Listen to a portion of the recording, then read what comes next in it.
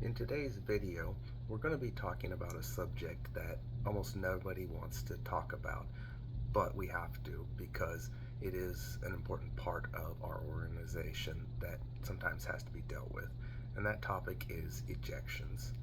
Now, obviously, we don't ever want to see somebody ejected, but there are times when that does have to occur, and when it does, we have to make sure that we are following proper procedure according to our bylaws. Otherwise, there is nothing that we can do as an organization to enforce the bylaws that we have. So, when an ejection occurs, it can be for anybody who is present at a USA Wrestling Kansas event. Most often it's a coach or a competitor, but it doesn't have to be just them. It can be a spectator, it can be a tournament worker, it doesn't matter. Anybody who is at that event physically is subject to USA bylaws. So when an ejection occurs, what has to happen is that the tournament disciplinary committee has to meet. That committee should be formed at the coaches meeting that precedes the tournament. The members of that committee always have to be the tournament director and the head official. In addition, there needs to be two USA Wrestling carded coaches as part of that committee. Any two will work as long as one or more of those coaches are not involved with the person who is potentially being ejected.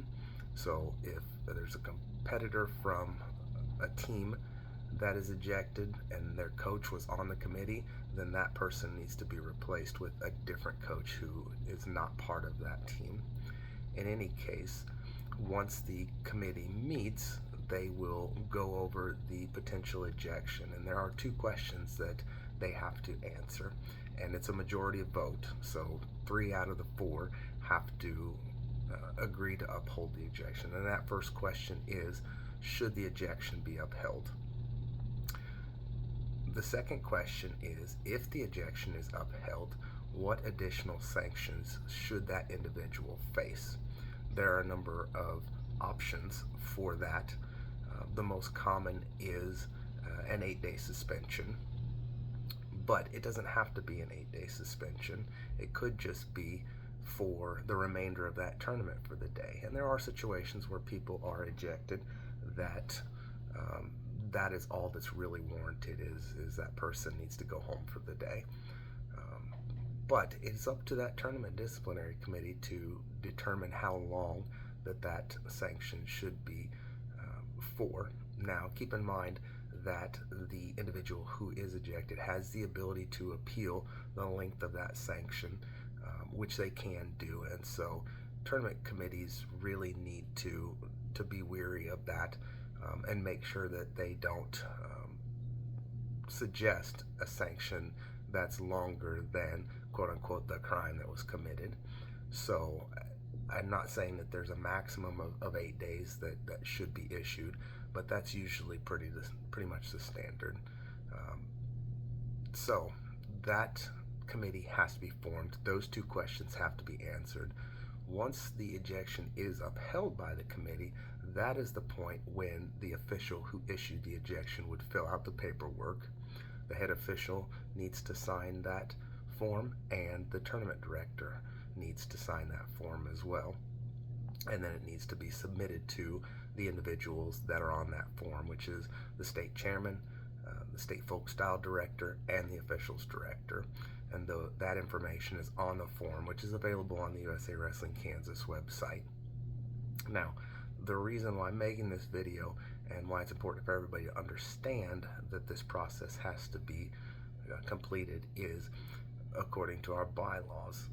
If you do not form this committee, even if you fill out the paperwork and submit it to the people that are on that paperwork, if the committee isn't formed and they don't determine how long of a sanction to issue to the offender, then it's as if it never even happened.